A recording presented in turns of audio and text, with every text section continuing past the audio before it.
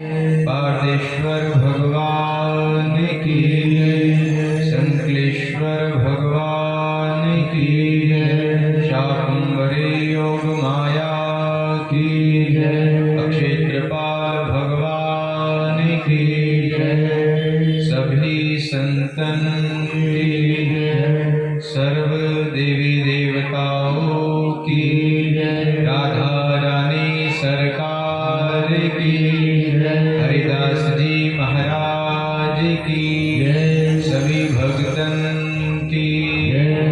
जय जय श्री राधे, जय जय श्री राधे, जय जय श्री राधे श्याम। आइए पंचम दिन की कथा हम सभी श्रवण करें। आप सभी को ज्ञात होगा कल कथा का विराम हमने कहां पढ़ लिया है? आप सभी को याद है? हाथ खड़े करके बता दिया करें, अन्यथा यहाँ पर एक बहुत अच्छा सा प्रश्न मैं सभी को सुनाता हूँ, मेरे याद आ जाता है। एक सेठ जी हुए। सेठ जी का नियम था प्रातःकालीन स्नान इत्यादि करके अपने घर में संध्या वंदन करते। जैसे हमारे सहारनपुर में सत्संग भवन है, गौशाला रोड पर, नित्य प्रतिभा पर सत्संग होता है। बाहर से साधु संत आते हैं, प्रवचन करते हैं और श्रोता वहां पर उनको श्रवण करते हैं। सेठ जी नित्य प्रति सत्संग सुनने के लिए जाते थे। ये नियम 2-4 महीने का नहीं, 20-22 साल का है उनका। नित्य प्रति जाते हैं। एक दिन अचानक से उनकी स्वास्थ्य खराब हो गया। उन्होंने आज अपने पुत्र को भेज दिया। हमारा नियम टूटना नहीं चाहिए। नित्य प्रति मैं जाता हूं, आज मेरा स्वास्थ्य ठीक नहीं है, आप चले जाओ। उसने कहा ठीक है पिताश्री, जैसी आपकी आज्ञा, मैं चला जाता हूं। अन्यथा प्रातःकालीन बेटे को तो दुकान खोलने के लिए भेज देते थे, अपने आप सत्संग में जाते थे। आज वो पुत्र सत्संग में गया है। वहां पर संत महात्मा जी बड़ा ही सुंदर प्रवचन कर रहे थे। जो हमारी गौ माता होती है वो साक्षात हमारे 33 कोटि देवी देवता निवास करते हैं उनमें। हमें प्रातःकालीन गौ पूजन करना चाहिए। घर में हम जो भोजन बनाते हैं, सर्वप्रथम हमें गाय के लिए रोटी निकालनी चाहिए। गाय माता का ध्यान कर लिया आपने तो सभी देवी देवता प्रसन्न हो जाते हैं। इतना सुंदर प्रसन्न सुन रहे थे, आनंद आ गया आज सत्संग सुनकर। इसलिए उन्होंने कहा है कभी अपने घर के द्वार पर गाय माता आती है, कभी भी उनको नहीं कुछ दूर करके नहीं भगाना चाहिए, डंडा इत्यादि नहीं मारना चाहिए और उनको जो हो सके आपसे श्रद्धा से वो उनको खिला देना चाहिए। आज वो पुत्र बड़ा गदगद हुआ कि पिताश्री की कृपा से आज मुझे ये ज्ञान मिला है कि गौ माता में सभी देवी देवता रहते हैं। जैसे अगला दिन हुआ, आज फिर से वो पुत्र दुकान खोलने के लिए चले गए।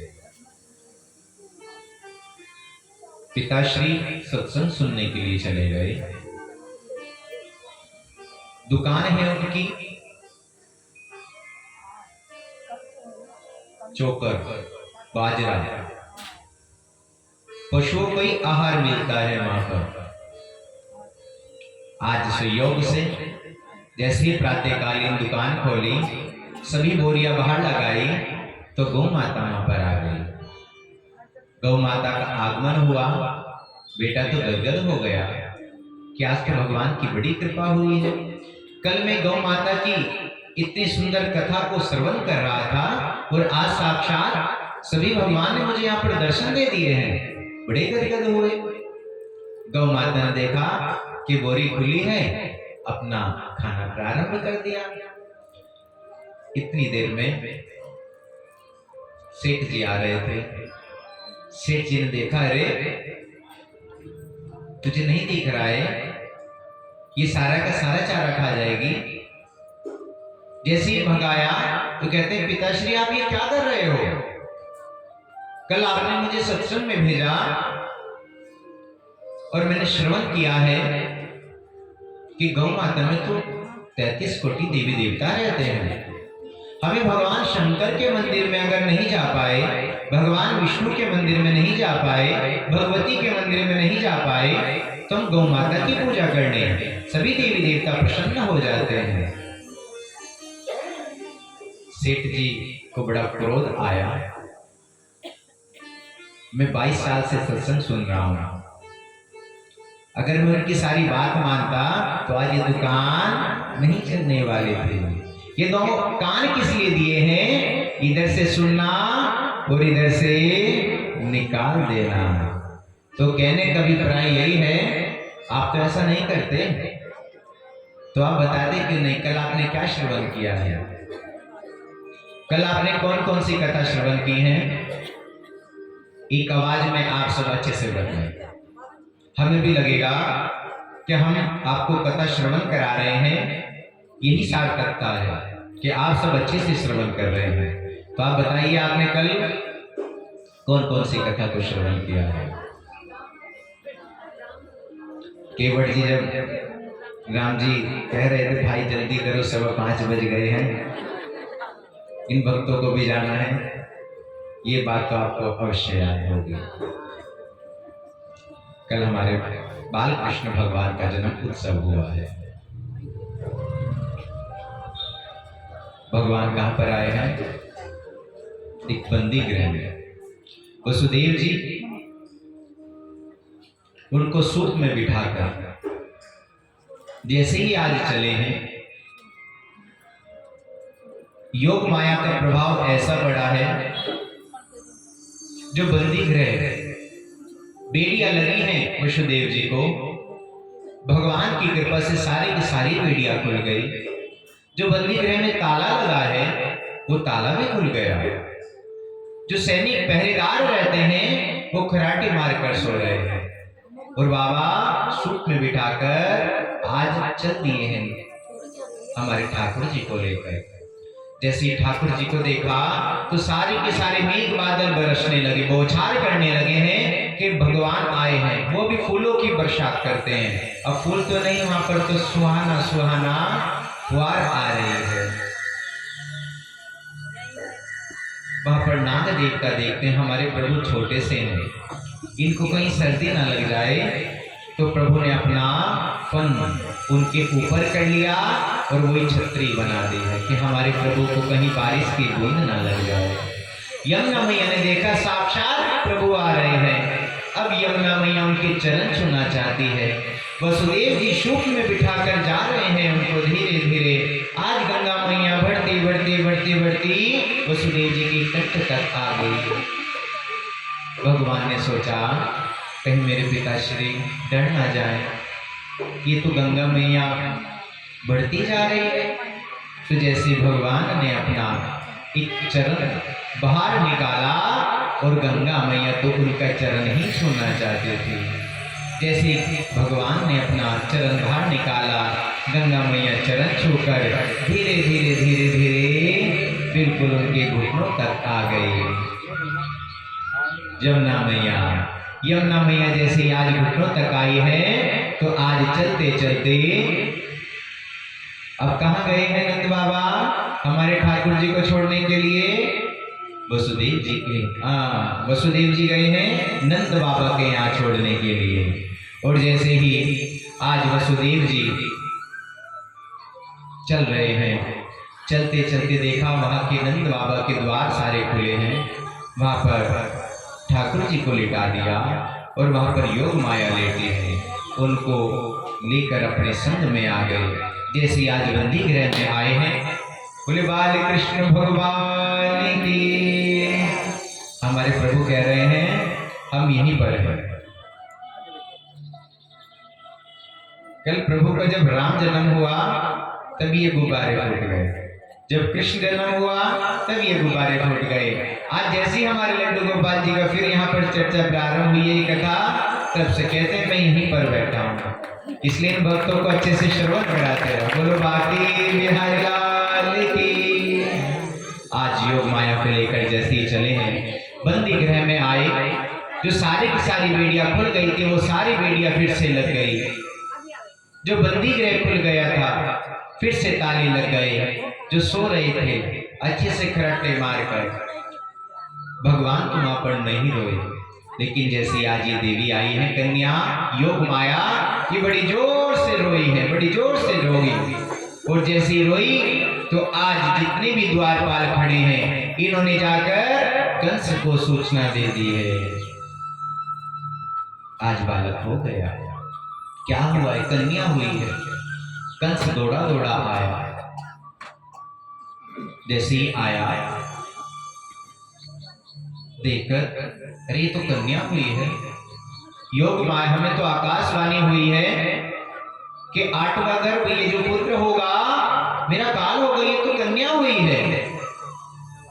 मन में विचार कर रहा है हो सकता है कन्या ही मेरा काल ना बन जाए, मैं इसको भी नहीं छोड़ूंगा। जैसे ही आज कन्या को उठाया, उठाकर जैसे ही पटकने वाला था योग माया तो उड़कर चली गई है। और क्या कहती है? मुझे मार के क्या होगा, तेरा काल तो गोकुल में आ गयो है, उसने तो जन्म ले लियो है। अब कंस ने देखा कि योग माया ने कहा तेरा काल आ गयो गोकुल में, कहते ये तो बता दो कहां आया है, किसके घर में आया है? क्या सारी कुंडली बताऊं तुझको? अपने आप जाके ढूंढ ले। और योग माया अदृश्य हो गई है। भगवान कृष्ण ने इन योग माया को कहा है आप हर 6 महीने में नवरात्रों में आपकी विशेष पूजा होगी। नवरात्रे आते हैं, हम भगवती की साक्षात पूजा करते हैं। और यही योग माया, हम भगवती शाकुंभरी को भी योग माया कहते हैं। यही वैष्णो दरबार में भी प्रसिद्ध हुई है वैष्णो देवी के नाम से। आज कंस अपनी बहन से कहता है बहन मुझे क्षमा करना, मुझे नहीं पता कि देवता भी छल करते हैं। आकाशवाणी में सबसे पहले ये कह दिया कि तेरा ही 8वां गर्भ मेरा काल होगा, और आज जैसी 8वां गर्भ तो अब कहते हैं इसने कहीं और जन्म ले लिया। अब मैं किसको सत्य मानूं? मुझे क्षमा करना कि मैंने तेरे इतने पुत्र मारे। आज वो कुछ नहीं बोले, उनको क्षमा कर दिया। कंस ने आज अपनी बहन को और अपने जीजा जी को बंदी गृह से भी मुक्त कर दिया है। अब तुमको बंदी गृह में रख के क्या होगा? काल तो कहीं और आ गया, गोकुल में आ गया है। आज जैसे ही अपने राज्य में राज सिंहासन पर बैठा, सभी मंत्रियों को बुलाया गया, सबको वहां पर एकत्रित कर लिया है। आज विचार किया गया कि 6 महीने के गोकुल में जितने भी बालक हैं उन सबको मार दो। वहां पर एक पूतना नाम की राक्षसी बैठी है, उसको आज कहा गया आप जाइए। आज पूतना गोकुल की ओर निकल गई है। आज जैसे ही गोकुल में निकली, उनको भी नहीं पता है कि हमारे बाल कृष्ण भगवान कहां पर जन्म हुआ है। एक घर में गई, वहां पर छोटे से बालक को देखा, उसको मार दिया। दूसरे घर में गई, वहां छोटे से बालक को देखा, उसको भी मार दिया। ऐसे करते करते उसने जब 2-3 बालक को मारा तो भगवान कृष्ण मन ही मन में इस प्रकार से विचार कर रहे हैं, अगर ये सबको मार देगी तो मैं किसके साथ खेलूंगा। योग माया को भेज दिया कि आप जाओ पूतना के सर पे बैठ जाओ और पूतना को यहाँ पर लेके आ जाओ, उनको घर दिखाओ कि यहाँ पर कृष्ण आए हैं। आज वहां तो बड़ा ही उत्सव हो रहा है। नंद बाबा आप सब जानते हैं कितने वर्ष के हैं हमारे नंद बाबा जी? 80-90 वर्ष की उम्र में उनके यहाँ लाला भय हुए हैं। उम्मीद ही छोड़ दी थी हमारे नंद बाबा ने। आशीर्वाद किसका है? जिन ब्राह्मणों को हम सम्मान नहीं दे पाते आज की इस कलयुग में, जिन ब्राह्मणों को हम सम्मान नहीं दे पाते, उन्हीं के आशीर्वाद से उनके घर में लल्ला भय हो गए। एक दिन बहुत सारे ब्राह्मण आए हैं। ब्राह्मणों को देखकर वो गदगद हो जाते हैं। नंद बाबा जी बड़ा आदर सम्मान करते हैं। जब भी आते हैं अगर द्वार पर आ गए कभी भी उनको खाली नहीं भेजना, अच्छा पकवान भोजन खिलाना।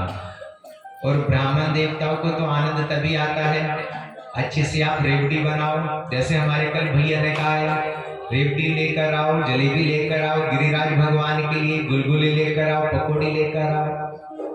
हमारे भैया को भी कुछ पसंद है तो भैया ने 2-4 वो भी नाम बता दिए आपको, संगीत वाले भैया ने हमारे। तो आज ब्राह्मणों को बड़ा सुंदर सा भोजन आनंद आ गया है, बढ़िया रबड़ी खिलाई गई उनको। ब्राह्मणों ने कहा आहा आनंद आ गया। हमने आपको अभी बताया था यज्ञ में स्वाहा, और ब्राह्मणों को खिलाकर अगर ब्राह्मण बोल दे आहा तो हमारा यज्ञ पूर्ण हो जाता है।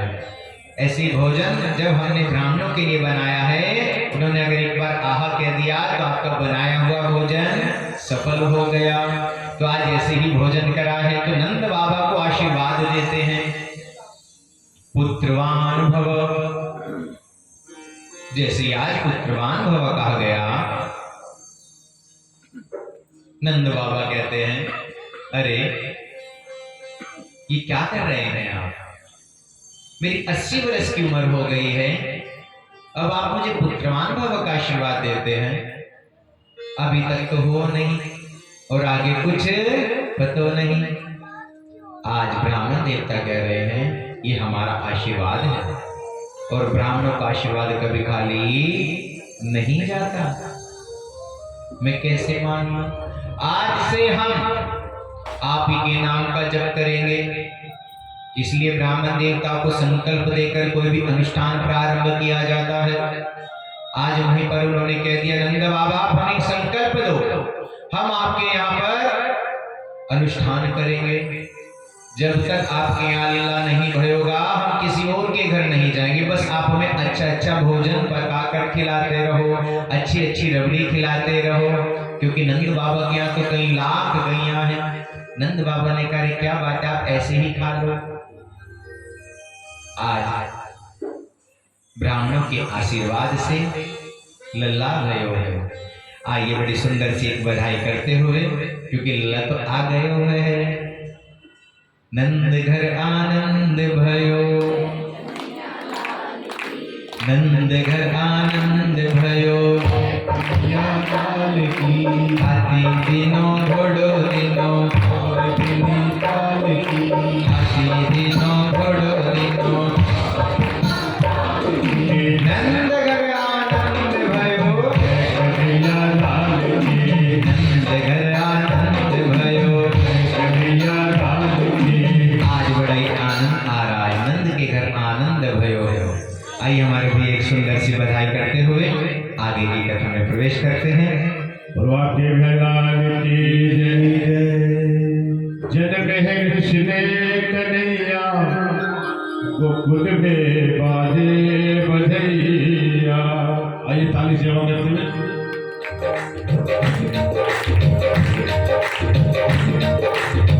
जन कहे कृष्ण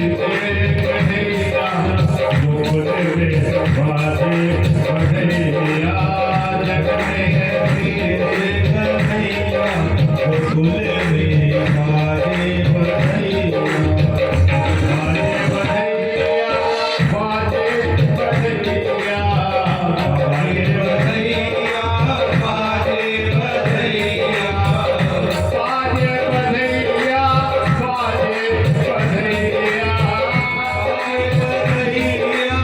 बाजे बधैया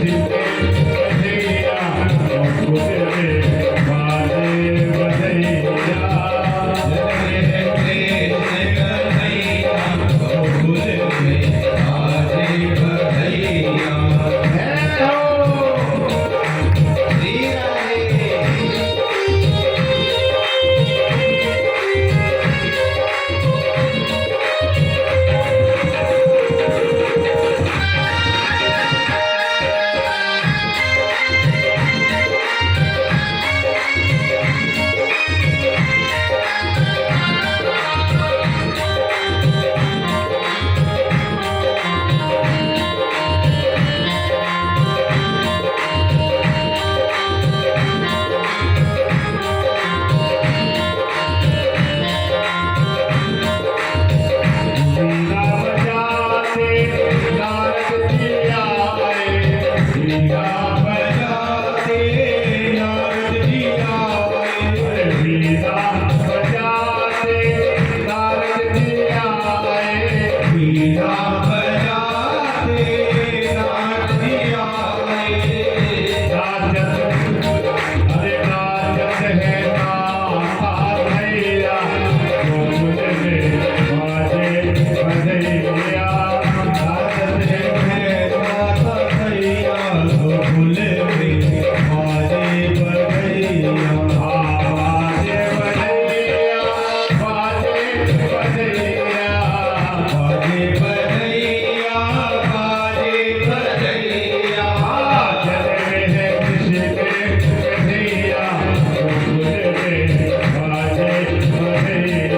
बधैया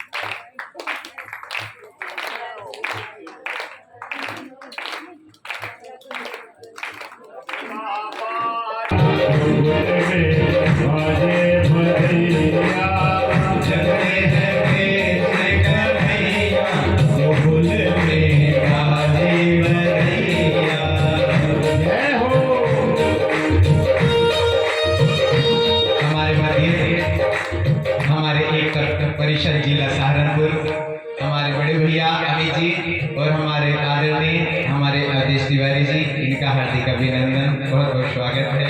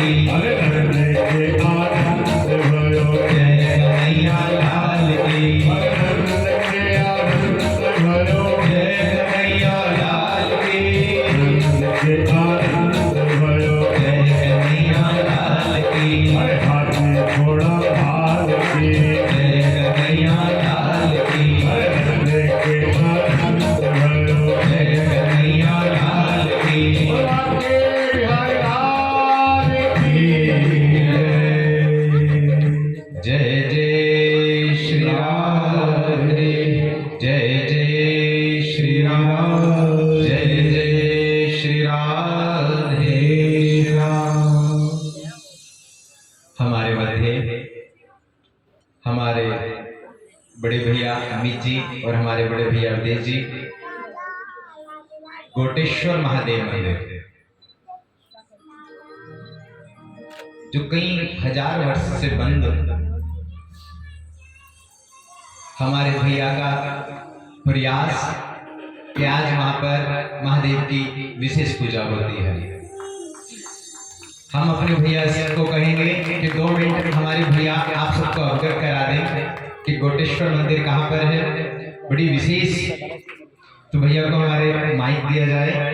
हमारे भैया हमारे क्योंकि महादेव का हम सनातन धर्म का जितना प्रचार करेंगे तभी तो हमें मालूम होगा। हमारे भैया बड़े अथक प्रयास है।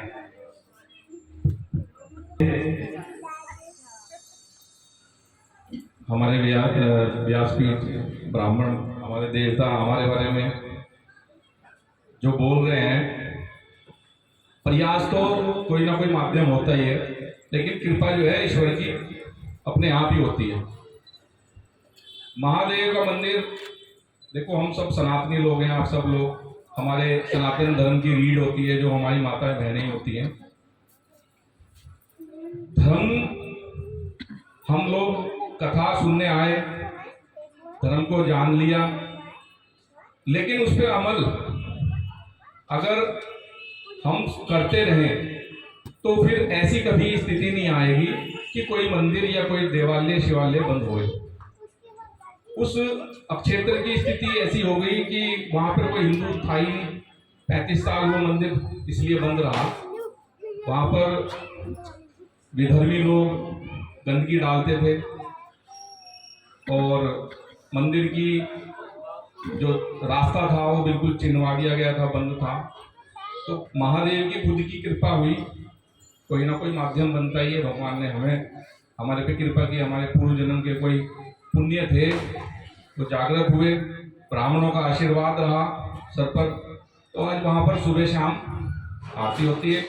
और ये मंदिर जो है मंडी समिति रोड, जब आप मंडी समिति से अम्बाला रोड की तरफ जाएंगे तो आली की चुंगी, कुछ लोग जानते होंगे आली की चुंगी, आली की चुंगी से जो पहला है गोटे शाह चौक कब्रिस्तान है, कब्रिस्तान और मंदिर आमने सामने ही है। तो उसमें गली में अंदर जाके बोर्ड लगवाए गए हमने, तो आप लोग आओ, कोई दिक्कत नहीं है किसी भी तरीके की। दर्शन हमेशा करने चाहिए क्योंकि मंदिर इतना प्राचीन है कि मराठाओं के समय का मंदिर है वो। जितना पुराना भूतेश्वर मंदिर होगा उतना ही पुराना वो होगा।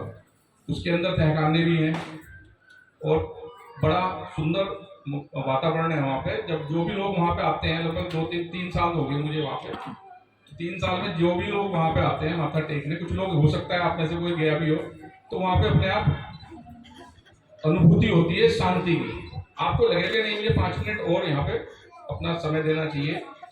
भगवान की विशेष कृपा है। बस आप लोगों से निवेदन, हमारे समाज के जिम्मेदार लोग हैं, बैठे हैं पंडित जी महाराज, आप सब लोग थोड़ा सा यही समाज को जागृत करके रखें और श्रोताओं को भी ये सोच लेना चाहिए कि हमारा कोई भी देवालय, हमारी जिम्मेदारी बनती है अपने मंदिरों के प्रति, अपनी धर्मशालाओं के प्रति, अपने समाज की जो भी हमारे पूर्वज, हमारे दादा परदादा या उनके भी दादा परदादा कुछ अगर स्थान समाज को समर्पित करके गए तो उसकी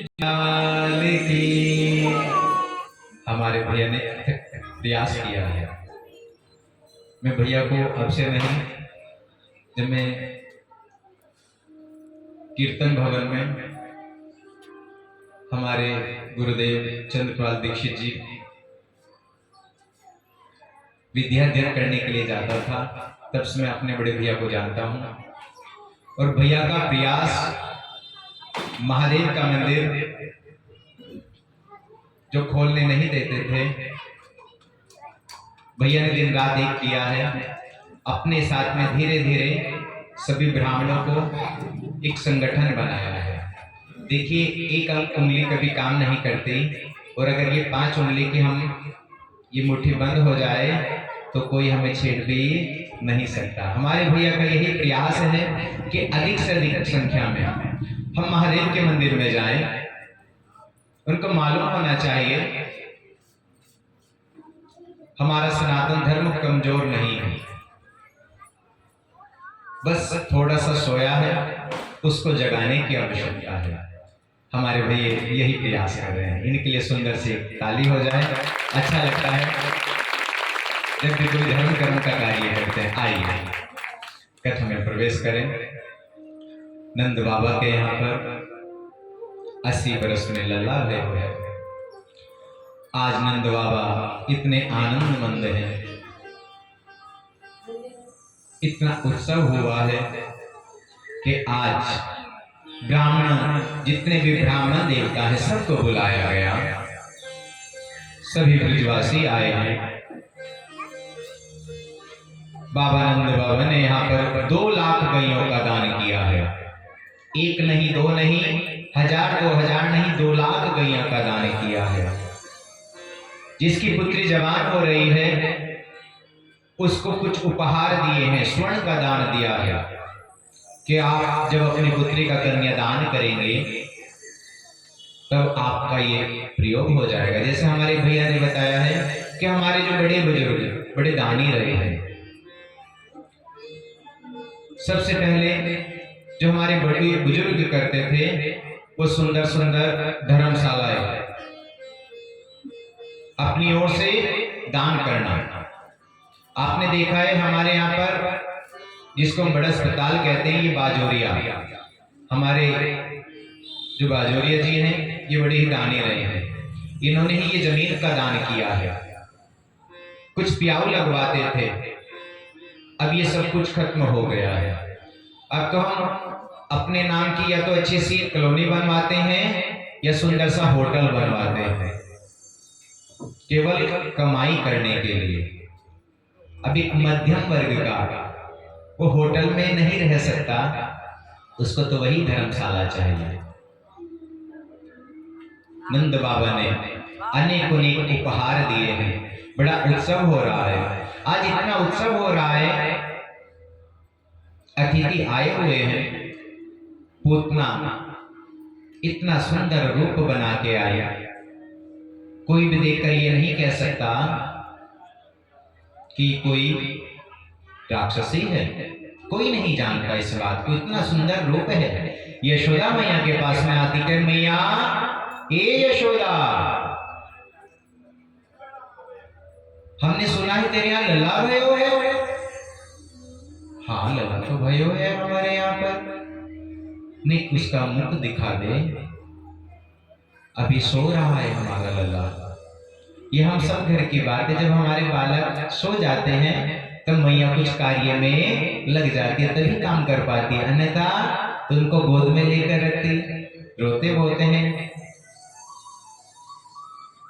आज पूतना वहां पर आ गई है, लल्ला का मुख दिखा दे कि अभी मेरा लल्ला सो रहा है, उसको जगाना मत, बस देख लेना। यशोदा मैया तो अपना काम करने में लग गई। आज हमारे ठाकुर जी बाल कृष्ण भगवान देख रहे हैं, मौसी आई है, रिश्ता भी बना दिया कि मौसी आई है। यशोदा तो जानती नहीं कौन है, फिर सोचा हो सकता है किसी दूर पार की रिश्तेदारी होगी, बहन कह रही है। तो ठाकुर जी ने कहा ये हमारी मौसी आ गई। और मौसी क्या काम करने के लिए आई है? कोई तो आशीर्वाद देता है, वो तो हल हल विष पिलाने के लिए आई है। जैसे ही आज बाल कृष्ण भगवान के समक्ष गई है, भगवान की आंखें बंद, भगवान ने आंखें बंद कर ली है। कहने वाले ऐसा भी कहते क्या भगवान ने आंखें बंद क्यों की थी? कोई कहते भगवान महादेव का ध्यान किया गया। जब समुद्र मंथन हुआ, सर्वप्रथम विष निकला है। महादेव की स्तुति की गई कि प्रभु ये विष तो आप ही पी सकते हैं। आपने देखा है हमारे महादेव को चंदन लगता है। महादेव को हम चंदन लगाते हैं क्योंकि विष पिया है, बड़ी ज्वाला रहती है, चंदन लगाने से शीतलता मिलती है। तो आज हमारे कृष्ण भगवान भी महादेव का ध्यान करें। महादेव ये विष तो मैं पीने नहीं आया, मैं तो केवल माखन मिश्री खाने आया हूं।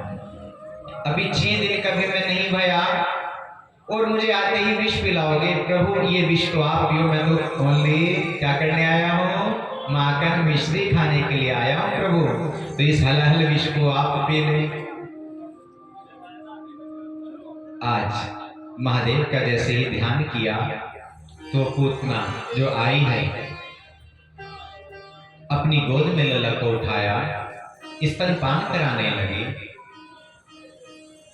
जैसे स्तनपान कराने लगी है, भगवान आज धीरे धीरे विष तो महादेव ने पी लिया, दूध का पान कर रहे हैं और दूध का पान करते करते आज प्राणों का प्राण करने लगे। जैसे ही आज उसके अंतड़ियां सारी नसें खींचने लगी, वो कहती है छोड़ दे मुझे, छोड़ दे कन्हैया, छोड़ दे। क्या कह रहे हैं मौसी? अब अभी तो आपने कहा पकड़ लो, अभी तक तो हमने पकड़ा नहीं। जब पकड़ते हैं तो फिर हम किसी को जल्दी से छोड़ते नहीं, चाहे वो भक्त हो और चाहे कोई असुर हो। अब तो कल्याण ही करके छोड़ेंगे।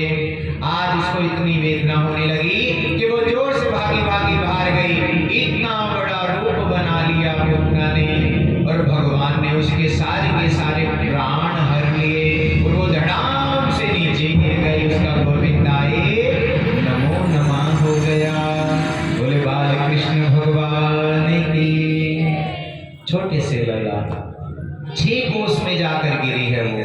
6 कोस के आसपास जितने भी पेड़ पौधे हैं वो सारे के सारे टूट गए। इतनी जोर से आवाज हुई 10 दिशाओं में कि सब सोचने लगी क्या हुआ है। इतनी जोर से आवाज हुई, माँ यशोदा बाहर आई, कहीं मेरा लला न डर जाए। जाकर देखा कि पालने में तो लला है ही नहीं। सब के सब ब्रजवासी इकट्ठे हो गए, दौड़े बाहर गए। बाहर जाकर देखा कि इतनी बड़ी पूतना और उसके ऊपर ठाकुर जी खेल रहे हैं, अपनी लीलाएं कर रहे हैं ठाकुर जी। तो एक ब्रजवासी ने कहा हो सकता है हमारे लला को लेकर भाग रही होगी, इसकी ठोकर लग गई, ये गिर गई होगी। उसने कहा ऐसा हो नहीं सकता, अगर ठोकर लगती तो इसका तो मुंह नीचे होता, लेकिन ये तो ऐसे लेती है। उसने कहा चलो सारी बात छोड़ो, ये देखो ये हमारे गोपाल जी कैसे हैं। माँ यशोदा दौड़ी गई, गोपाल को अपनी गोद में उठाया, आज दूध पिलाना प्रारंभ किया। अरे मेरे बेटा, अभी तो आए हुए तुझे कुछ ही समय हुआ और इतना भारी संकट आ गया। उधर नंद बाबा कंस के यहाँ पर कर देने के लिए गए हैं, वहीं पर वसुदेव जी मिल गए। हमने सुना है आपके यहाँ 80 वर्ष में लला भयो है। हाँ भयो तो है, आपने बताया क्यों नहीं? मैं कैसे बताता आपको? कंस ने आपके सारे के सारे पुत्र मार दिए, हमें अच्छा नहीं लगा कि हम अपनी खुशी क्या बताएं। आप तो पहले ही इतने दुख में हैं। मित्र तो वही होता है जो अपनी खुशी को मन ही मन में शांत कर ले और अपने मित्र की जो वेदना है उसको दूर कर दे, वही मित्र होता है, यही सत्यता है। तो आज वो यही कह रहे हैं। उन्होंने कहा नहीं कोई बात नहीं, बस आपके यहाँ लला भय है, आपको बहुत सारी बधाइयाँ। अब मैं आपको कहता हूँ आप देर मत करो, आप जल्दी से गोकुल चले जाओ, बहुत भारी कष्ट आने वाला है। ये बात कही है और वहां तो कष्ट आके चला भी गया है।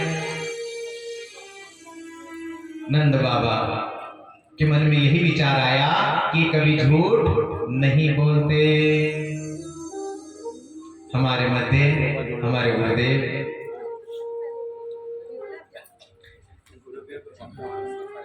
आज ये मन में विचार ही कर रहे थे, जैसे आकर देखा कि इतनी बड़ी पूतना पड़ी है, देखा रे ये तो संकट आ गया है।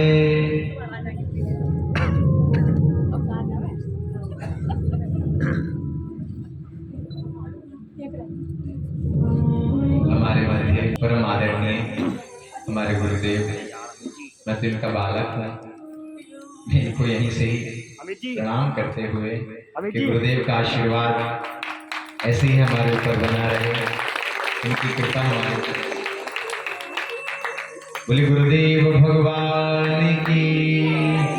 कहते हैं ना, संतों का आशीर्वाद, गुरुदेव की कृपा। हमने एक सुंदर सा एक भजन गाया था, आइए।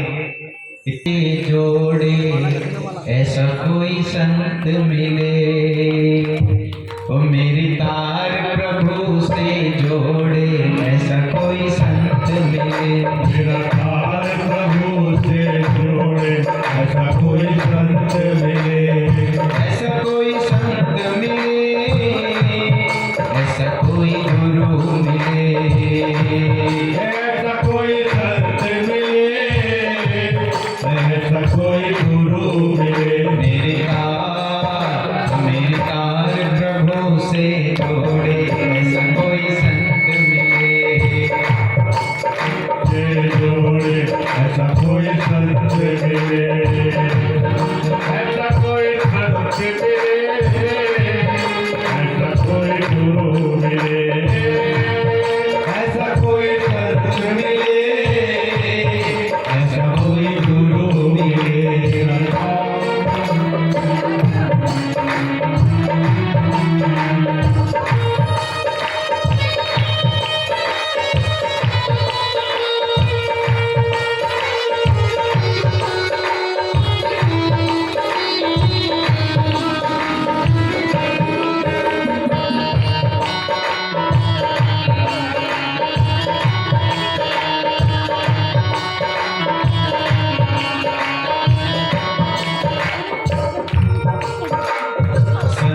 दरस के बड़े महात्म, संत दरस के बड़े महात्म, संत दरस के बड़े महात्म, संत दरस के बड़े महात्म।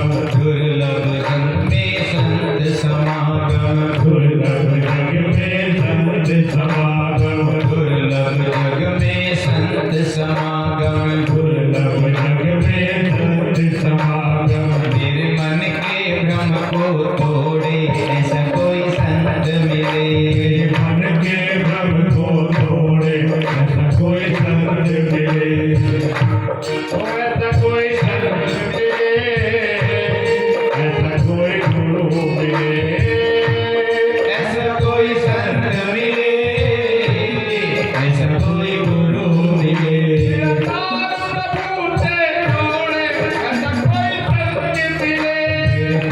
तार प्रभु से जोड़े ऐसा कोई संत मिले।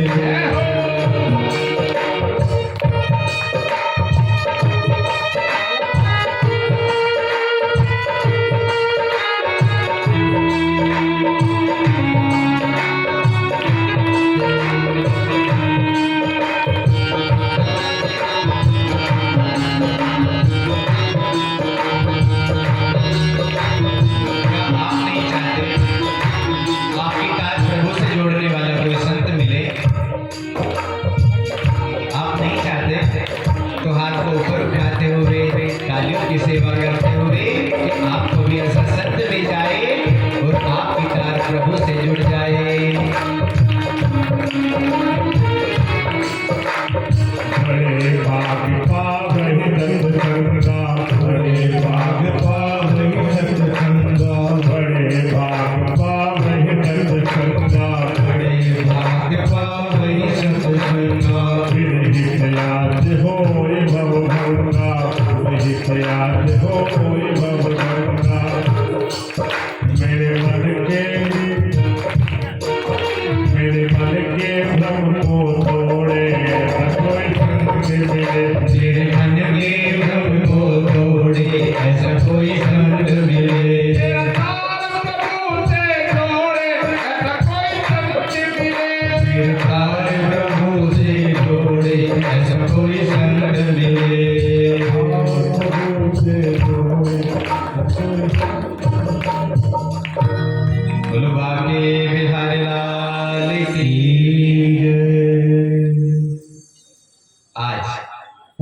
6 कोस की इतनी लंबी चौड़ी पूतना है और मथुरा के रास्ते में जाम लगा दिया बहुत पहले। सारे के सारे ब्रजवासी कहते हैं प्रभु अब ये जाम को खोलो, कैसे चलेंगे हम, इतनी भारी इतनी बड़ी ये पूतना। जैसे ही विचार किया गया, नंद बाबा जी ने कहा वही काम करो, सबके सब अपनी आरी लेकर आओ, काटना प्रारंभ कर दो। इसके छोटे छोटे टुकड़े बनाकर एक के ऊपर एक, एक के ऊपर एक, एक के ऊपर एक करके इतना बड़ा कर दिया गया। और जितने भी पेड़ टूटे हैं वो सारे के सारे पेड़ इसके ऊपर डाल दिए गए और उसमें अग्नि लगा दी गई, आग लगाकर उसको जलाकर भस्म कर दिया है। और आज गोकुल इतना सुगंधित वातावरण हो गया, आज वहां पर बड़ी सुगंध आ रही है, सभी के सभी देख रहे हैं। मरे तो असुर है, राक्षसी है और इतनी अच्छी सुगंध आ रही है। अब प्रभु ने इसका दूध पिया है। ये क्या चाहते थे? जब राजा बलि के यहाँ पर वामन भगवान आए थे तो बड़े ही सुंदर छोटा सा रूप बनाकर आए। तो इनकी बहन रत्नमाला ये ऐसा देख रही है कि कितना सुंदर बालक आ रहा है, मैं इसको दूध पिलाऊंगा। एक तो इसके मन में ये विचार आया और जब भगवान ने दोनों ही पग में सारा का सारा सर्वस्व नाप लिया और पाताल में पहुंचा दिया, तब इसके मन में ये भी भावना आई कि मैं इसको जहर दे के मार देती। तो आज भगवान ने इस पर अनुग्रह की है, दूध भी पिया है और जो जहर की क्षति वो महादेव को पिला दी और इसका उद्धार भी कर दिया। बोले बाके बिहारी लाल की जय। आते ही प्रभु पर ऐसा प्रहार प्रारंभ हो गया, पूतना का गोविंदाय नमो नमः हो गया। आगे सट्टासुर का भगवान ने उद्धार किया है। आज माँ ने लला को नहलाया धुलाया, सुंदर सा श्रृंगार किया और एक झगड़े के नीचे उसको लेटा दिया है। आज ये सट्टासुर उस झगड़े में आकर बैठ गया है। भगवान कृष्ण दूध की कि मैया आएगी दूध पिलाएगी अपने हाथ पैर को फेंक रहे हैं। जैसे ही सट्टासुर आया वो तो भगवान को मारना चाहता था, भगवान ने जोर से एक लात मारी और वो इतनी दूर जाकर गिरा, धड़ाम से आवाज आई, अरे ये क्या हुआ, कहीं मेरे लाला को कहीं कुछ चोट तो नहीं लगी? कुछ वहां पर बालक थे, उन्होंने कहा नहीं ये तुम्हारे लाला ने लात मारी है इसमें, तभी ये इतनी ऊंचाई गया है। अरे मेरा लाला तो छोटा सा है, ये कैसे लात मार सकता है, ऐसा नहीं हो सकता। तो भगवान ने यहाँ सट्टासुर का भी उद्धार किया है। बोले बाके बिहारी लाल की जय। नंदगांव में गोकुल में जितने भी उत्सव होते हैं, अगर प्रभु एक करवट भी बदल लेते हैं तो वो भी उत्सव मनाया जाता है। वहां पर उसका भी प्रभु की अनेकों लीलाएं आती हैं। यहाँ पर आगे अब प्रभु धीरे धीरे थोड़े से बड़े तो नामकरण संस्कार भी होना है। वसुदेव जी इनके पुरोहित हैं गर्गाचार्य जी। इनको निवेदन किया प्रभु वहां पर बलराम जी हैं और कृष्ण, आप उनका नामकरण संस्कार कराएं। अभी तक नामकरण संस्कार नहीं हुआ और हमारे नंद बाबा कोई भी उत्सव करते हैं वो छोटा मोटा उत्सव नहीं करते, बहुत बड़ा उत्सव करते हैं। और ये कंस बालकों को ऐसे ही मारना चाहता है, इसलिए आप वहां पर चले जाएं। आज गर्गाचार्य जी नंद बाबा के यहाँ पर जैसे ही पधारे हैं, नंद बाबा ने कहा अहो बाप हमारे घर ब्राह्मण देवता आए हैं। देखिए हमारे मन में यही भाव होना चाहिए, जब भी हमारे यहाँ पर, हमारे समीप, हमारे घर, हमारे ब्राह्मण देवता आए तो हमें साक्षात हमारे भगवान आ जाते हैं हमारे घर में। इधर उधर की बात ना करते हुए सर्वप्रथम उनके चरण को धोना चाहिए। अब तो चरण छूने की बस पंडित जी के हम घुटनों पर हाथ लगा देते हैं कि पंडित जी प्रणाम, ऐसा नहीं करना चाहिए। चरण छूने की है।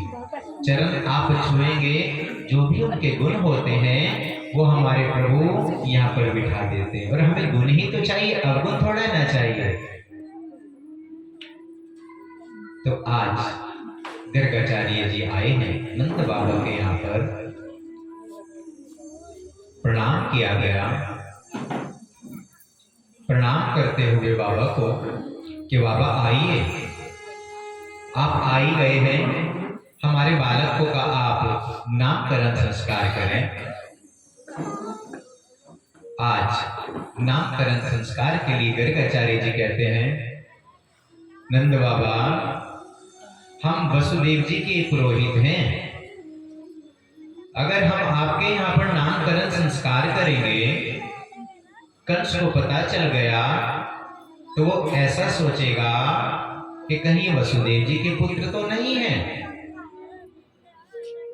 अगर आज यहाँ पर कुछ भी उसने कर दिया तो हम अपने आप को कभी क्षमा माफ नहीं कर पाएंगे।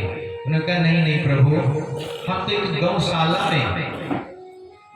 गौशाला में बिठाकर नामकरण संस्कार करा देंगे, हम इतना भारी हम किसी को बुलाएंगे ही नहीं। आज गर्गाचार्य जी गौशाला में दोनों बालकों को बुलाने के लिए भेजा गया है। वसुदेव यहाँ पर नंद बाबा ने कहा जाओ, जाकर बालकों को लेकर आओ। तो रोहिणी और यशोदा मन ही मन में इस प्रकार से विचार कर रही हैं कि हमारे बालक जब से आए हैं कोई ना कोई संकट आ रहा है इनके ऊपर, न जाने कोई ढोंगी तो नहीं आ गया, ये विचार कर रही हैं। चलिए काम करते हैं, आप मेरे पुत्र को ले लो और मैं आपके पुत्र को ले लेती हूँ। अगर इन्होंने पहचान लिया तो ये सच्चे हैं, और ना पहचान पाया तो ये कोई बहरूपी आए हैं। जब ये विचार किया गया, आज गर्गाचार्य जी के सामने जैसे ही दोनों के दोनों आए हैं तो आज गर्गाचार्य जी ने क्या कहा है, अहम रोहिणी पुत्रो, यशोदा की गोद में रोहिणी का पुत्र है और यशोदा तुम्हारी गोद में रोहिणी का, और रोहिणी की गोद में यशोदा का है। रोहिणी, अब यहाँ पर इनका नामकरण संस्कार कराया गया है कि ये बलशाली होगा। रोहिणी के पुत्र, इसका नाम बलराम होगा। और एक नाम इनका आकर्षण भी है, क्योंकि योग माया के प्रभाव से इनका आकर्षण हुआ है। और ये जो यशोदा का लाला है ये बड़ा ही सांवरा है, इसका नाम कृष्ण होगा। और ये गैया से बहुत खेलेगा, एक नाम इसका गोपाल होगा। और बड़ी बड़ी विपदाएं आएंगी तुम पर, लेकिन कोई भी बाल विवाह का नहीं हो सकेगा। आज तो गदगद हो गए नंद बाबा। देखिए हमारे यहाँ पर भी संतान होती है। अगर पंडित जी महाराज सुंदर सा समाचार सुना दें, कुंडली देकर, अरे ये तो बड़ा भाग्यवान है आपका पुत्र, तो हम भी गदगद हो जाते हैं। होते या नहीं होते हैं? तो आज नंद बाबा जी बड़े गदगद हो गए हैं। आज जैसे ही इनका नामकरण संस्कार कराया गया तो गर्गाचार्य जी नामकरण संस्कार करके चले गए हैं। और यहाँ पर महादेव का भी ध्यान किया था हमारे लड्डू गोपाल जी ने, बाल कृष्ण भगवान ने। महादेव भी उनका दर्शन करना चाहते हैं कि सभी के सभी यहाँ पर दर्शन कर रहे हैं, तो मैं भी क्यों ना चलूं। अब देखिए वहां पर तो सुंदर रूप बनाकर भी पूतना आ गई, सक्टासुर आ गया है। तो महादेव ने देखा अगर मैं अपना रूप में जाऊंगा तो कोई भी मुझे घर में प्रवेश नहीं करने देगा। तो आज हमारे महादेव भी संत के रूप में आए हैं। बड़ी बड़ी धाड़ी है बाबा की, भस्म लगाए हुए। अब देखिए हम जैसे होते हैं, हम कितनी भी कोशिश कर लें, अगर हम थोड़े से सांवरे हैं, हम जितनी भी फेयर एंड लवली लगा लें, रहेंगे तो वैसे ही हमारा रूप तो सामने आ ही जाएगा। थोड़ा नहीं, ज्यादा नहीं तो थोड़ा, लेकिन आ ही जाएगा। तो महादेव जी भी एक संत के रूप में आ गए हैं। और आते ही जैसे ही द्वार खड़खड़ाया है,